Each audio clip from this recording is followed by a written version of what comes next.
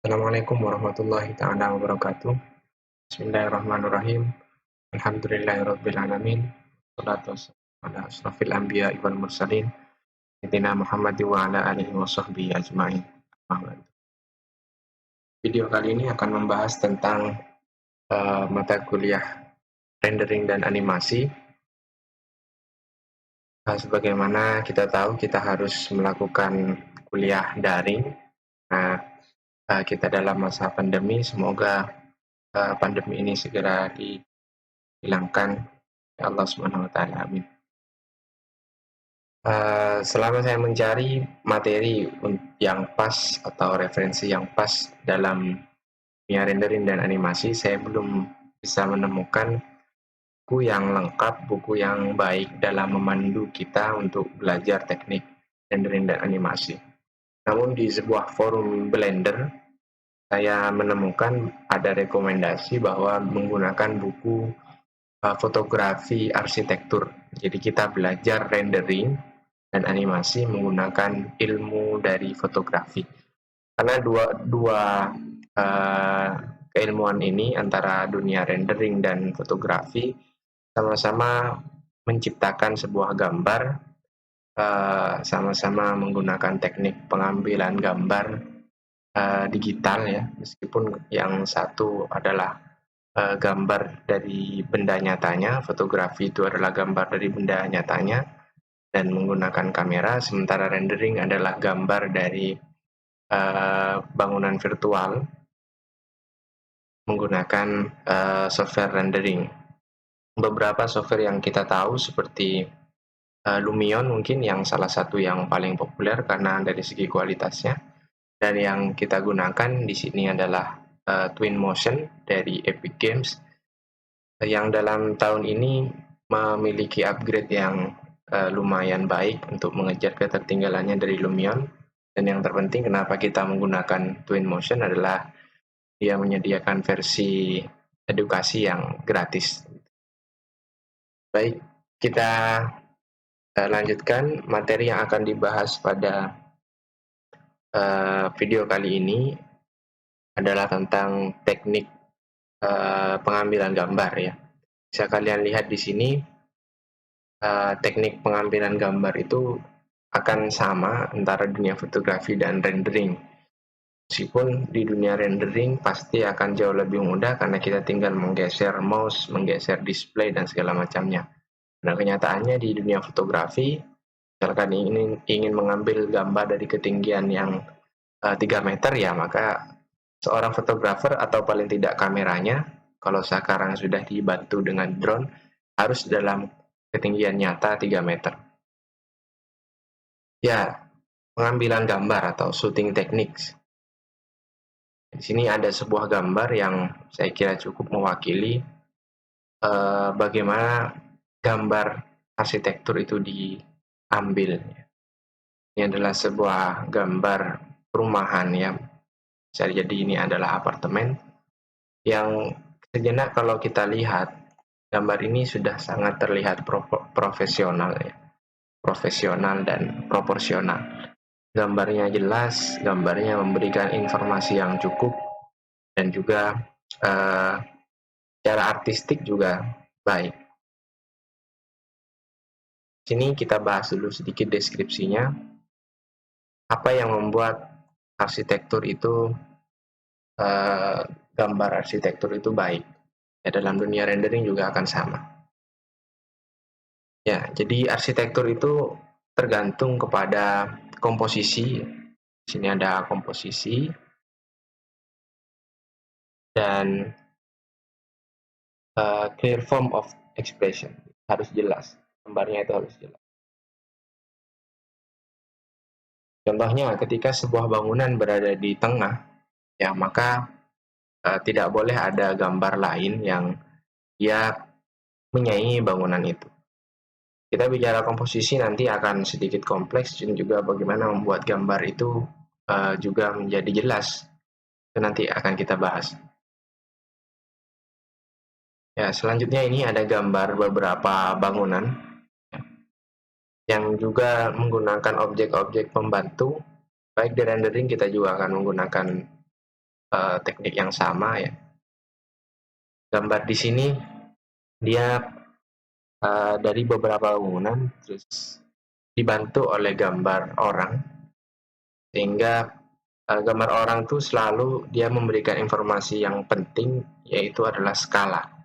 Kita melihat sebuah bangunan itu tidak bisa menentukan bangunan itu seukuran berapa, secara kasat mata dia besar atau tidak, kecuali kita didampingi oleh objek yang menurut kita sudah bisa dikira-kira ukurannya. Contohnya manusia, atau mungkin contohnya mobil, atau bisa sepeda dan lain-lainnya.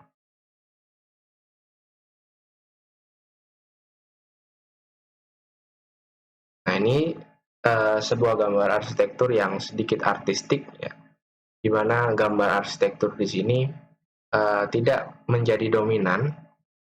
Ya, ini adalah fotografi artistik. Yang menjadi dominan di sini adalah papan jalan ya.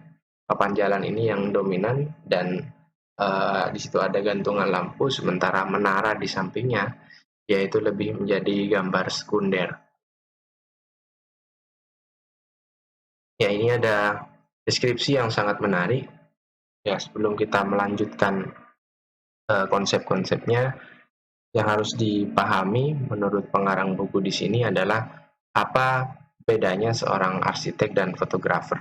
Ya, tentunya dalam pengambilan gambar atau dalam rendering dan animasi. Ya, kalau fotografer di sini bisa kalian perhatikan ya. Fotografer itu lebih mementingkan sisi sisi keseniannya, artistiknya. Jadi sementara arsitek itu dia lebih mementingkan informasi yang ada di gambar. Ya, jadi di sini dikatakan bahwa fotografer, jadi dia lebih condong kepada permainan cahaya, bayangan, dan efek-efek subjektif dari bangunan ya. Jadi itulah seorang fotografer, dia melihat dari sisi artistiknya lebih dominan daripada seorang arsitek.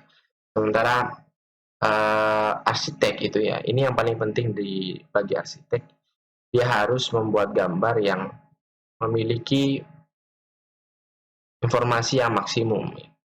Nah, yang tetap saja yang akan disampaikan adalah informasi dari bangunannya. Bangunannya seperti apa, temanya seperti apa, ukurannya seperti apa, kesan yang diberikan oleh bangunan itu kira-kira seperti apa.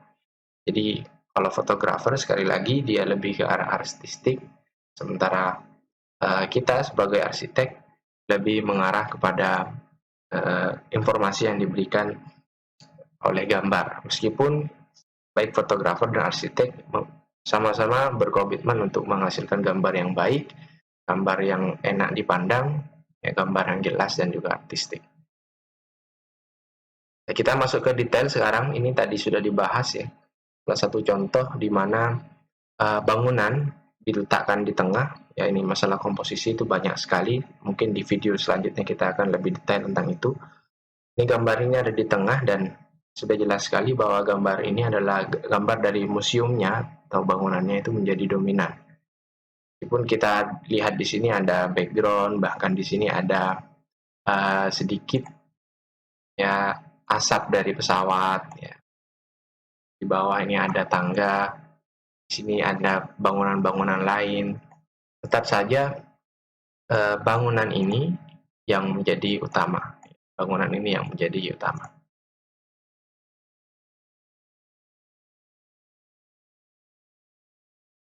Ya, ini kita bicara aturan ya.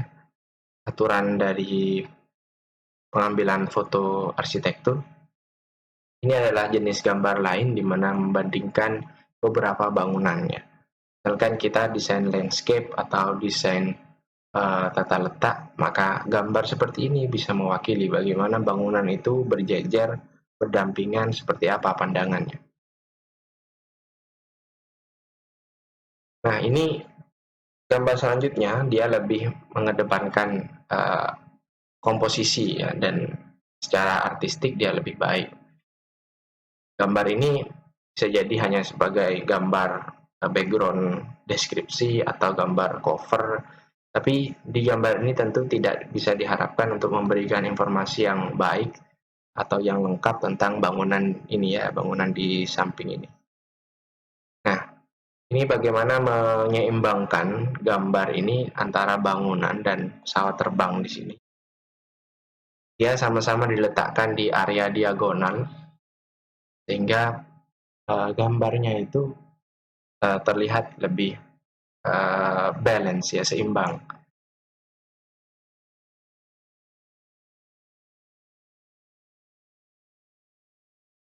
Ini juga jenis gambar artistik ya.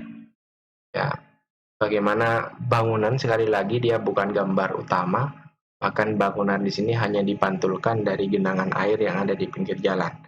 Ya, dari sisi artistik ya, ini penting. Sementara yang gambar di bawahnya ini menghasilkan gambar abstrak dari objek arsitektur. Ya, misalkan kita punya bangunan yang sisi-sisinya ada pola yang ingin ditampilkan ya. Namanya dunia rendering arsitektur itu pasti arahnya ke bisnis. Pasti bagaimana kita ingin menjual konsep gambar 3 dimensi kita kepada customer, sehingga mereka mau menggunakan jasa konsultan kita sebagai arsitek. Nah, misalkan kita ingin menunjukkan pola, misalkan kita bangun sebuah bangunan di sampingnya ada sebuah pola, nah itu ada juga nanti akan teknik pengambilan gambar sehingga gambarnya menjadi gambar abstrak. Ya, jadi kita belajar di sini banyak sekali variasi teknik-teknik pengambilan gambar.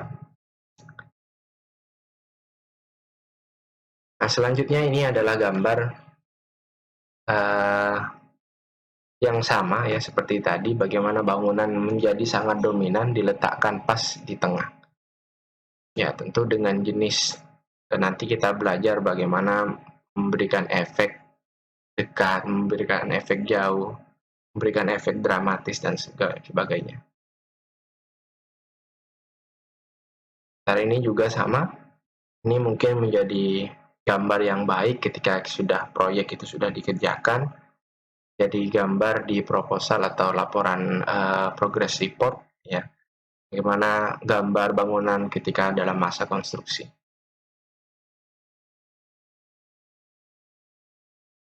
Ini ada 3 gambar. Yang pertama ada gambar bangunan kuno ya. Kita lihat dari sisi artistiknya. Terus ini juga sama dengan teknik yang sama tadi, kompleks perumahan rumah susun ini terlihat sebagai gambar abstrak yang memiliki pola. Cara yang gambar ini adalah gambar jembatan yang dibantu oleh objek batu, juga ada sungai. Intinya adalah dia lebih ke arah artistiknya. Jadi tidak bisa kalau kita melihat gambar artistik, maka kemungkinan yang terjadi adalah informasi dari bangunan yang ingin disampaikan itu memang kurang. Jadi ada kalanya dalam sebuah proposal arsitektur, tidak semua gambar itu harus memberikan informasi, ada beberapa gambar yang memang ditujukan khusus untuk memberikan kesan artistik. Ini juga salah satu teknik bagaimana kita memanfaatkan sebuah objek yang dominan di sini untuk membantu frame ya. Ini adalah lampu ya, tiang lampu di sini kita tahu ini panjang sekali, mulai dari frame paling atas sampai paling bawah. Sementara bangunannya bisa jadi bangunan ini ya, atau malah papan nama ini itu adalah objek arsitektur yang ingin disampaikan. Jadi ini kreativitas dari seorang pengambil gambar. Kalau di dunia fotografi ya fotografer, kalau di dunia rendering itu ya namanya adalah CGI artist ya. Itu bagaimana mengatur komposisi. Dan juga di sini kita lihat warna hitam putih juga memberikan kesan klasik. Ini juga jadi salah satu teknik koreksi bagaimana nanti pengambilan proporsi yang baik. Karena kalau gambar berwarna, kita dalam memikirkan proporsi itu sedikit dibingungkan dengan warnanya.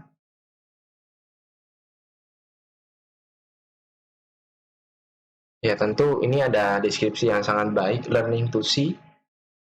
Kita melihat beberapa kemungkinan dalam satu gambar 3 dimensi yang kita gambar. Bagaimana beberapa kemungkinannya, tidak hanya beberapa, mungkin tak hingga ya. Sesuatu yang tidak hingga kemungkinannya, dari sudut manapun kita bisa mengambil. Dan semua sudut itu akan memberikan kesan artistik dan kesan informasi yang berbeda. Ya bisa kita lihat di sini, ini adalah satu bangunan, ya, satu kompleks bangunan yang mana diambil dari beberapa sudut dengan ketinggian yang berbeda, dengan focal length yang berbeda atau zoom yang berbeda, dan mungkin juga dengan aperture yang berbeda. Ini menghasilkan beberapa gambar juga yang berbeda. Kita lihat gambar yang pertama, ini adalah gambar kombinasi. Gambar yang kedua ini adalah gambar polanya, gambar abstrak. Yang di bawahnya ini adalah gambar yang benar-benar kita single point perspektif. Sebentar lagi kita akan bahas itu.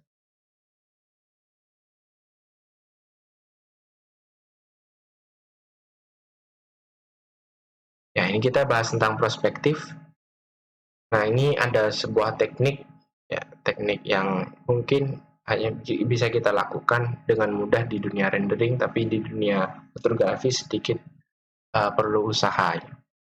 Ini hanya sekedar teknik crop biasa, jadi pemotongan gambar biasa, yang awalnya diambil dengan lensa yang sedikit lebar, maka diambil di crop menjadi gambar yang lebih kecil.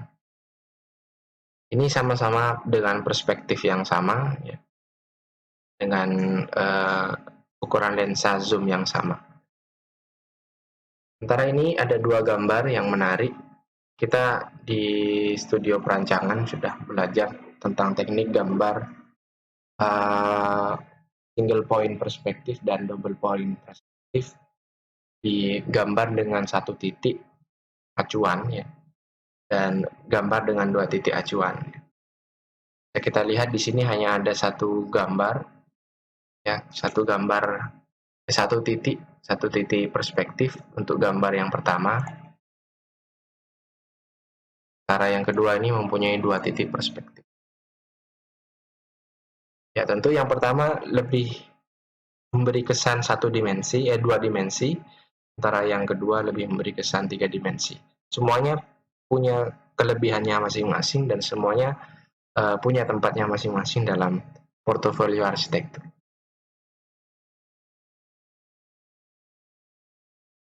Istilahnya di buku ini adalah vanishing point, ya. Terus ini ada dua jenis yang berbeda, ada dua jenis pengambilan kamera yang umum dipakai. Bahkan kalau kalian punya smartphone, mungkin juga ada fitur seperti ini di smartphone. Bahwa yang pertama itu adalah worm eye. Worm eye di sini adalah pandangan ulat, ya, atau pandangan dari bawah, sementara yang kedua adalah bird eye view. Mungkin dulu bird eye view ini masih sangat susah dibuat, misalkan syaratnya pengambilan gambarnya di dunia fotografi ya harus benar-benar di area yang tinggi. Misalkan di perkotaan seperti ini mungkin masih bisa dibantu dengan bangunan yang tinggi di sekitar bangunan yang ingin diambil gambarnya. Karena kalau sekarang bird eye ini sudah sangat mudah dengan adanya teknologi drone mengangkut kamera yang memiliki kualitas tinggi sehingga dengan mudah mencapai ketinggian yang diinginkan. Sementara worm eye di sini semenjak dulu ya mudah sekali digunakan karena hanya membutuhkan ketinggian yang sangat rendah. Baik dua pengambilan sudut gambar ini memiliki kelebihan dan kekurangannya masing-masing dan juga memiliki posisinya masing-masing. Contohnya worm eye. Gambar yang pertama di sini seolah-olah gambar ini mewakili seseorang yang berada di depannya akan ada seseorang berada di depannya di sini, maka dia akan benar-benar terwakili karena pengambilan gambarnya di ketinggian yang rendah. Sementara kalau di sini, bagaimana kita melihat bangunan dari ketinggian yang tinggi itu memang bukan hal yang lumrah dilakukan oleh manusia, tapi bisa jadi kalau bangunan ini di perkotaan, sekali lagi apabila bangunan di sampingnya dengan ketinggian yang sama atau bahkan lebih tinggi, maka dia mampu melihat pemandangan yang seperti ini. Jadi ada dua teknik umum pengambilan gambar dari sisi ketinggiannya. Nah, sekarang kita masuk ke sedikit teknis ya. Apa yang membedakan gambar arsitektur yang salah satu yang biasanya menjadi konsentrasi dari pengambilan gambar arsitektur baik fotografi ataupun rendering adalah converging in vertikal ya. Di sini ada yang namanya converging vertikal. Converging vertikal itu adalah dari bahasanya bisa kita tebak bahwa converging itu dia adalah akan menjadi satu di titik tertentu. Cara lawannya converging itu adalah ya convergent itu lawannya divergent ya. Kalau divergent dia tidak akan pernah bertemu. Seperti apa maksudnya? Seperti ini. Jadi misalkan saya melihat dua garis ini, garis ini misalkan.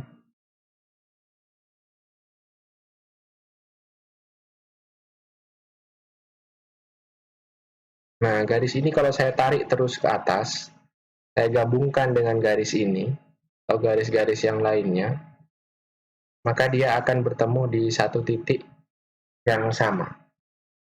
Bertemu di satu titik yang sama.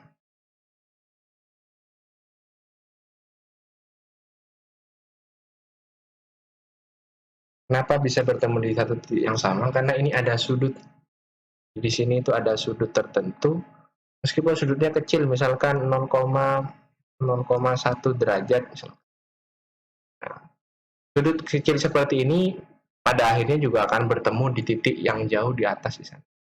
Karena kalau gambar yang sebelah kanan, dia tidak memiliki converging in vertikal, sehingga setiap garis vertikal di sini dia tidak akan pernah bertemu karena dia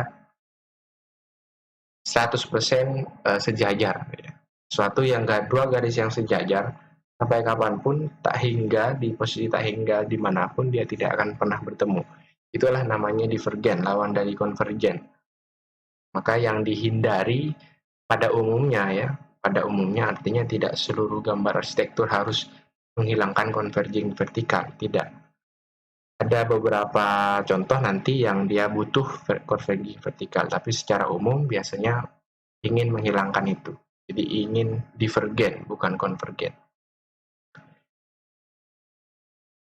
Ya, selanjutnya ini contohnya yang bangunan yang tetap ingin mempertahankan efek dari converging vertikal. Ya. Kita bisa bandingkan di sini bahwa gambar yang sebelah kiri dengan kondisi dia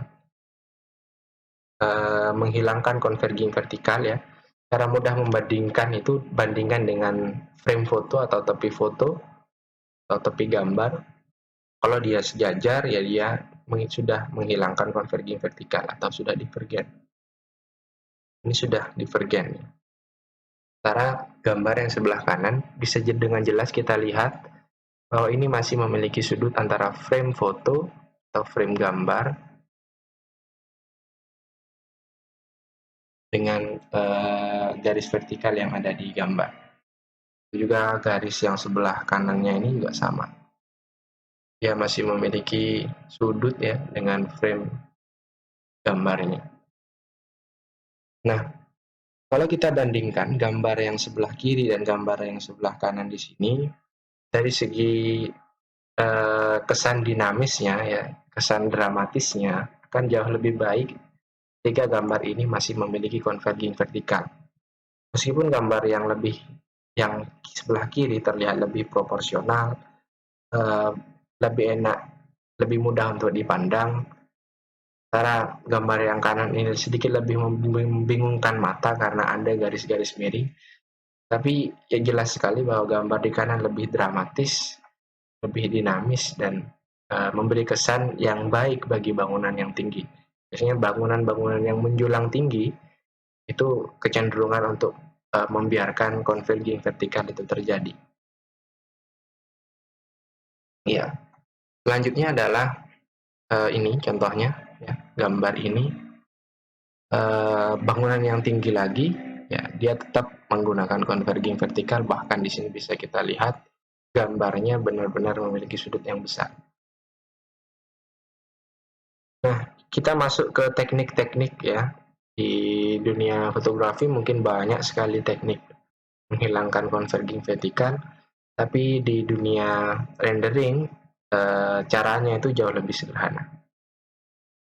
Nah, contoh cara yang pertama bisa saya bagi 3 sebenarnya untuk dunia rendering. Ini bisa mengambil dari jarak yang sangat jauh, objek yang sangat jauh. Selanjutnya nanti di crop bagian tengahnya atau bagian yang paling penting, harusnya di tengah ya, karena di bagian pinggir tetap akan terjadi converging vertikal.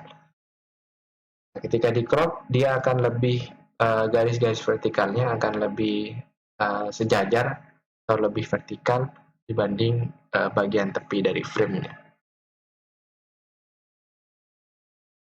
Terus teknik yang kedua yaitu dengan meninggikan posisi pengambilan gambar. Jadi gambar diambil dari titik tengah bangunan dan diambil benar-benar dengan sudut horizontal. Maka converging vertikalnya akan hilang. Tiap garis vertikal di sini semuanya akan menjadi garis lurus. Jadi ketika pengambilannya dari tengah ini semuanya akan jadi garis lurus, ya. Kita bisa lihat di sini semuanya jadi garis-garis lurus. Selanjutnya, teknik yang terakhir itu adalah teknik software. Jadi software ini adalah software base. Bagaimana yang awalnya gambar itu dia pasti memiliki converging vertikal. Gambar ini diubah bentuknya. Di gambarnya ini diubah, bisa kalian lihat di sini ada gambar yang sedikit transparan di belakang. Ujung-ujung bagian atas ditarik keluar. Tentu ini dengan perhitungan tentu, ya, tidak linear.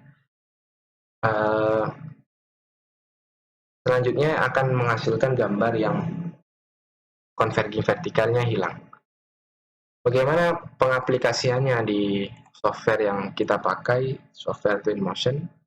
Tadi ada 3 teknik, ya. Yang pertama adalah proses menggunakan jarak zoom yang jauh. Yang kedua adalah proses menggunakan ketinggian yang diangkat pas di tengah bangunan. Yang terakhir menggunakan software base. Kita akan mulai dengan yang pertama. Ini adalah gambar bangunan dari Autodesk Revit, ya, template-nya atau example building dari Autodesk Revit yang saya letakkan di Twinmotion, dan saya beri beberapa hiasan. Di sini ada pepohonan dan segala macamnya. Memang masih sangat kurang dari segi komposisi dan segala macamnya, kan? Tapi yang ingin saya tunjukkan sekarang adalah bagaimana menghilangkan converging vertikal. Jadi ini adalah Twinmotion 2020 yang terbaru. Kita masuk ke media, terus ini create image, ya. Kita buat gambar, ya, animasi video juga sama tekniknya. Kita buat gambar di sini. Selanjutnya adalah ini kita bisa melihat setting. Di sini ada kamera. Nah, teknik yang pertama tadi adalah menggunakan zoom. Nah, kalau di kamera sesungguhnya ya harus menggunakan lensa zoom. Digital zoom bagaimana? Ya, digital zoom sebenarnya sama. Intinya bukan di zoomnya, tapi pengambilan jarak yang jauh. Nah, bisa dilihat gambar awal di sini dia jelas sekali memiliki converging vertikal, ya, karena dia diambil dari ketinggian yang lebih tinggi dari titik tengahnya, maka ini sudutnya pasti menghadap ke bawah. Ini ada sudutnya. Bagaimana kira-kira cara menghilangkannya? Dengan teknik yang pertama, yaitu dengan zoom, ya. Ya, dengan kita zoom out gambar ini, nah misalkan kita perhatikan ini, ya sekarang garis-garis ini sudah mulai menuju vertikal, lebih vertikal ya. Itu sedikit ada sudutnya, tapi kalau kita crop, kita potong, misalkan kita potong segini, maka gambarnya ini akan kita potong dan kita perbesar lagi, dia akan menghilangkan converging vertikalnya. Itu teknik yang pertama. Teknik yang pertama ini sebenarnya bisa dicapai juga menggunakan settingan ini. Di sini ada FOV ya.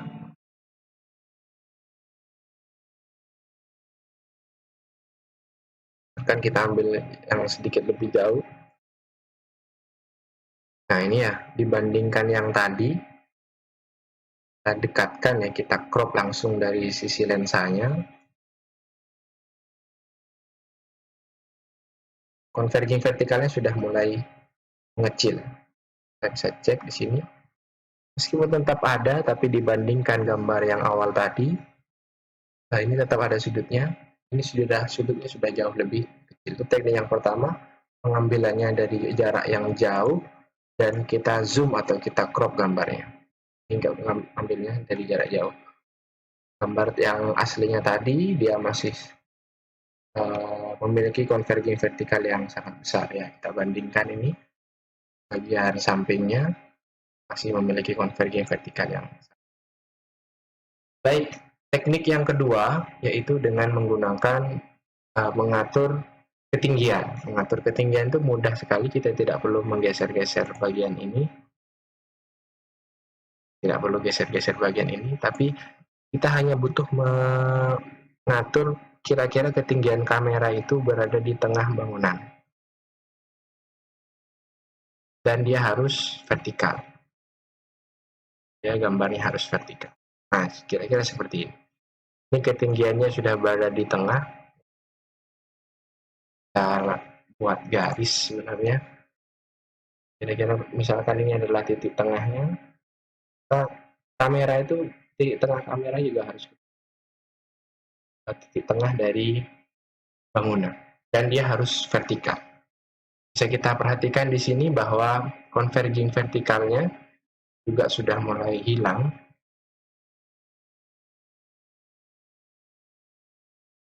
Converging vertikalnya sudah hilang. Saya bisa menghilangkan, benar-benar menghilangkan. Artinya benar-benar dia vertikal itu bisa dengan teknik ini. Jadi kita tidak mengubah jarak atau field of view ya, jadi atau zoomnya tidak kita ubah, tidak kita crop, tapi dengan mengatur ketinggian. Teknik yang terakhir adalah teknik yang paling mudah dilakukan ya, karena itu adalah software based, basisnya adalah software. Ya, kita lihat gambar ini memiliki converging vertikal. Ya, kita coba yang sebelah kiri ya, yang saya tandai. Pada tadi kita menandai yang sebelah kanan. Kita perhatikan ini memiliki sudut. Sementara kalau saya klik bagian ini, parallelism, saya aktifkan, ini mengoreksi converging vertikal secara otomatis. Nah, maka langsung ya, secara otomatis seluruh garis vertikal akan terkoreksi menjadi divergen atau dia benar-benar menjadi vertikal. Kita cek. Ini sudah sudutnya sudah paralel dengan frame dari gambar. Ya, ini adalah akhir dari video kita. Kita hanya bahas sampai converging vertikal. Selanjutnya akan banyak sekali yang dibahas. Mungkin nanti akan ada komposisi, akan ada juga deep of field ya. Di sini juga ada di Twinmotion apa itu deep of field. Terus banyak yang akan kita bahas, dan terakhir tentunya tentang animasi. Silakan kalau ada yang ingin ditanyakan, bisa ditanyakan langsung di komentar di bawah atau kita bahas di grup WhatsApp. Terima kasih. Assalamualaikum warahmatullahi wabarakatuh.